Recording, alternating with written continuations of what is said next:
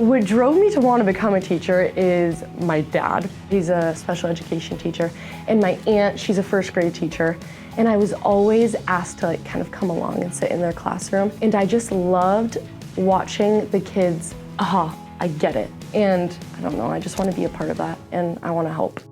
I started playing soccer when I was 5. I did dance and stuff like that, but it was not competitive enough. I needed a little bit more roughness to get out all my energy. I love being a part of a team, and it just honestly, when I got to high school, I was like, okay, this is something I want to do. And my dad played in college, so I kind of just wanted to follow after his footsteps. After Boise State, hopefully I'm graduating with a degree in elementary education, hopefully be in a classroom. I think Boise State prepared me because it taught me leadership, and it's taught me how to find strength in a community, and I think that's really going to help me outside of school, soccer.